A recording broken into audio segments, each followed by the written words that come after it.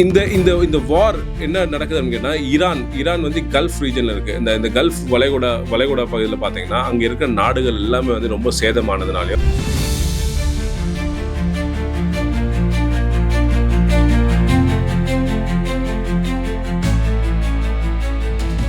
ஏற்கனவே ரஷ்யா வந்து நமக்கு டிஸ்கவுண்டட் ப்ரைஸில் ஒரு $20 வரைக்கும் டிஸ்கவுண்ட் கொடுத்துருந்தாங்க, $20-25 டிஸ்கவுண்ட் கொடுத்துருந்தாங்க. இப்போது இந்த நம்மளோட இன்டர்நேஷ்னல் பாலிசி வந்து தவறான பாலிசி.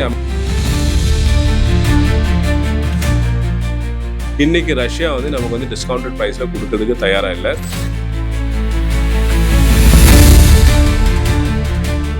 பிளாங்கெட் அப்ரூவல்லாம் என்ன, நம்ம வந்து சைனா வந்து பார்த்திங்கன்னா அவங்க சைனாவோட கொடியை போட்டு அந்த ஒரு கப்பல் வந்து அங்கேருந்து கிராஸ் ஆச்சுன்னா ஹார்மோஸில் அது வந்து தடையற்ற டிரான்ஸ்போர்ட்டேஷன் நடந்துகிட்டே இருக்கும். இந்தியாவுக்கு அது மாதிரி இல்லை. ஒவ்வொரு கப்பலும் வந்து வெளியே எடுக்கணும்னு சொன்னால் நம்ம வந்து பர்மிஷன் வாங்கணும், பர்மிஷன் அவங்க கொடுத்தா தான் நம்ம அங்கே வர முடியும்.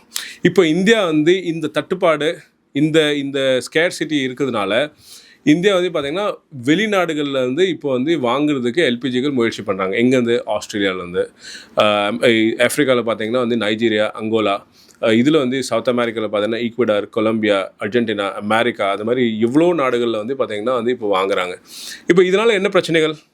நமக்கு வந்து கிரெடிட் கிடைக்காது. கிரெடிட் என்ன, 60 நாள் கிரெடிட் கிடைக்காது.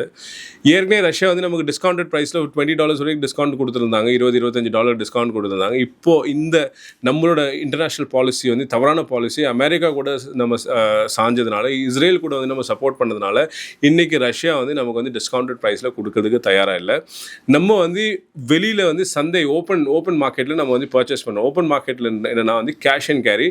அது இல்லாமல் வந்து பிரெண்ட் ப்ரைஸ்ன்றது சர்வதேசத்தில் என்ன விலை இருக்கோ அந்த காசை கொடுத்து நம்ம வந்து வாங்கணும். அப்போ நம்ம அது வாங்கணும்னு சொன்னால் நீங்கள் வந்து காசு வந்து உடனே கொடுக்கணும், அதே மாதிரி அதிக விலையை கொடுத்து வாங்கணும். அப்போது என்ன ஆகுது? இம்போர்ட்ஸ் அதிகமாகுது, நம்ம அதாவது வந்து இறக்குமதி அதிகமாகுது. நம்ம ஈரான்லேயும் ரஷ்யாலையும் கிடைக்கிற க்ரூட் ஆயில் வந்து நல்ல குவாலிட்டி க்ரூட் ஆயில் கச்சா எண்ணெய், அதனால் வந்து சுத்திகரிப்பு வந்து ஈஸி, அதில் வந்து செலவு கம்மி. ரஷ்யா அண்ட் ஈரான் வந்து வரும்போது வர போகிற செலவு வந்து கம்மி. நீங்கள் அங்கேருந்து அமெரிக்காலேருந்து அங்கேருந்து வரும்போது டிரான்ஸ்போர்ட்டேஷன் காஸ்ட் எடுத்துகிட்டு வர்றதுக்கு செலவு அதிகம், அது சுத்திகரிக்கிறதுக்கு வந்து அது செலவு அதிகமாகும், டைம் அதிகமாகும். அது இல்லாமல் வந்து அங்கேருந்து இங்கே டிரான்ஸ்போர்ட் ஆகி வரதுக்கு 30 நாளுக்கு மேலே ஆகும். அப்போது இன்றைக்கி இருக்கிற நெருக்கடியை நீங்கள் வந்து இன்றைக்கி சால்வ் பண்ண முடியாது. இன்றைக்கி நீங்கள் அங்கேருந்து ஆர்டர் போட்டு நீங்கள் எடுத்தால் கூட இன்றைக்கி உடனே வந்து பிரச்சனையை வந்து நீங்கள் சால்வ் பண்ண முடியாது. அது இல்லாமல் அதிக பணம் கொடுத்து வாங்குகிறோம். அப்போ இறக்குமதி அதிகமாக ஆகுதோ இல்லையோ, நம்ம ஒரு பேரல் $65 கொடுத்த பேரல் வந்து இன்றைக்கி $114 $115 கொடுத்து வாங்குகிறோம். அப்போது வந்து சர்வதேச பரிவர்த்தனைகள் வந்து டாலரில் நடக்குது. அப்போது நீங்கள் வந்து இந்திய மணி வந்து அதிகமாக வந்து கொடுத்து வாங்க வேண்டிய சூழ்நிலை இருக்குது. ஒரு பேரலுக்கு வந்து $65 வாங்கின பேரல் இன்றைக்கி $115 கொடுத்து வாங்குகிறோன்னு சொன்னால் அப்போ நமக்கு வந்து எவ்வளோ நஷ்டம்? 1 லிட்டர் தண்ணி வாங்குகிறோம், 20 ரூபாய்க்கு வாங்கின தண்ணி இன்றைக்கி 40 ரூபாய்க்கு வாங்குறோன்னா நமக்கு நஷ்டமா இல்லையா? அப்போ அதனால வந்து தொடர்ந்து வந்து நம்மளோட ரூபாயோட மதிப்பு வந்து குறைஞ்சிட்டே இருக்குது. அது இல்லாமல் பார்த்தீங்கன்னா ஃபெட்ரல் ரிசர்வ்னு சொல்லுவாங்க அமெரிக்காவில். 2022 வந்து ஃபெட்ரல் ரிசர்வ் வந்து இன்ட்ரெஸ்ட் ரேட்ஸ் வந்து அமெரிக்காவில் ஏற்றுனாங்க.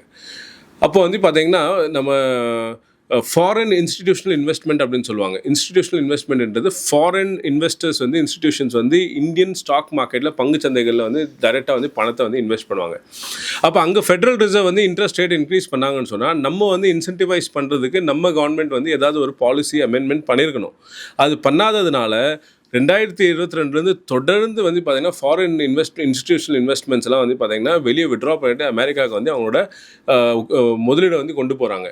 இன்றைக்கி டேட் வரைக்கும் பார்த்திங்கன்னா 14 லட்சம் கோடி ரூபாய் வந்து இந்தியா ஸ்டாக் மார்க்கெட்லேருந்து விட்ரா பண்ணி வெளியே கொண்டு போயிட்டாங்க. இந்த மாதம் மட்டும் பார்த்திங்கன்னா 1 லட்சம் கோடி வந்து வெளியே போயிருக்கு.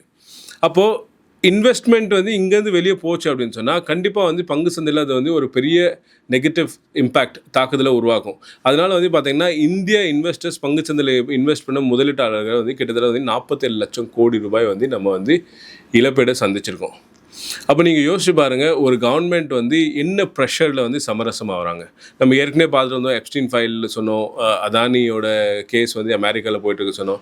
இதெல்லாம் வந்து இருக்கும்போது அமெரிக்கா வந்து நமக்கு வந்து அட்வைஸ் நமக்கு ஆர்டர் பண்ணுறாங்க, கட்டளை இடுறாங்க. அப்போ இந்தியா வந்து பார்த்திங்கன்னா ஒரு இறையாண்மையாக உள்ள நாடு வந்து இறையாண்மையை கொண்டு போய் அடகு வச்சிட்டாங்க. நம்ம வந்து இங்கே வந்து ஒரு முடிவு எடுக்க முடியல. எதுவாக இருந்தாலும் அமெரிக்காட்ட தான் வரணும். அமெரிக்கா சொன்னால் வந்து இஸ்ரேல் போவார். இப்போ அமெரிக்கா சொன்னதால இஸ்ரேலுக்கு சப்போர்ட் பண்ணுறோம். அப்போ இதனால் நம்ம எந்த மாதிரி ஒரு விளைவுகளை சந்திக்கிறோம் யோசிச்சு பாருங்கள். நம்ம வந்து மேக் இன் இந்தியா அப்படின்னு சொல்லிட்டு மோடிஜி வந்து ஒரு ஆட்சிக்கு வந்தோன்னு சொன்னார்.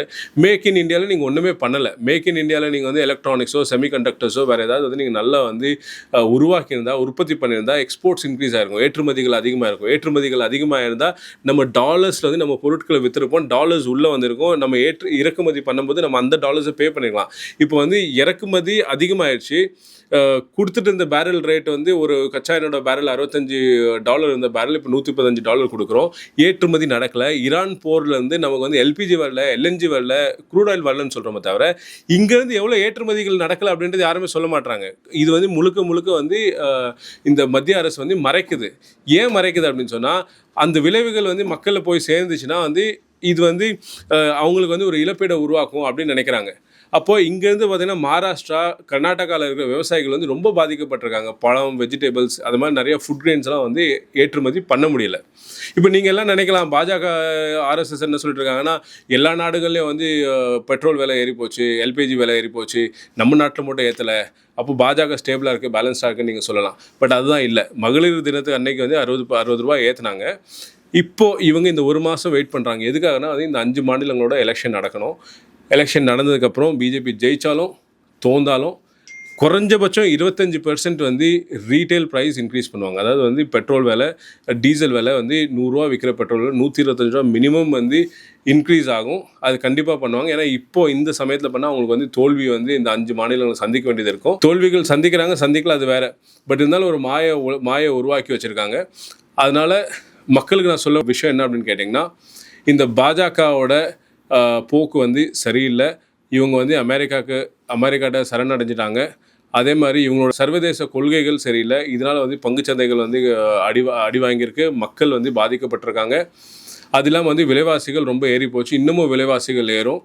ஸோ தமிழ்நாட்டு மக்கள், நீங்கள் இந்த வீடியோவை பார்த்துட்ருக்கீங்க, இந்த காணொலியை பார்த்துட்டு இருக்க ஒவ்வொரு மக்களும் வந்து பாஜகனால் வந்து எந்த மாதிரி ஒரு சேதங்களை உருவாக்க முடியும் அப்படின்றது உங்களுக்கு தெரியும். அதனால் இந்த வர இருக்கிற எலெக்ஷனில் வந்து உங்களோட பொன்னான வாக்குகளை வந்து திமுக மற்றும் காங்கிரஸ் கூட்டணிக்கு வந்து செலுத்துங்க. இந்த காணொலியை வந்து நீங்கள் பார்த்துட்ருக்கீங்க. இதை பற்றின ஏதாவது உங்களுக்கு வந்து கமெண்ட் தெரிவிக்கணும்னா வந்து கமெண்ட் செக்ஷனில் சொல்லுங்கள். இந்த காணொலியை பிடிச்சிருந்தா லைக் பண்ணுங்கள். ரொம்ப நன்றி.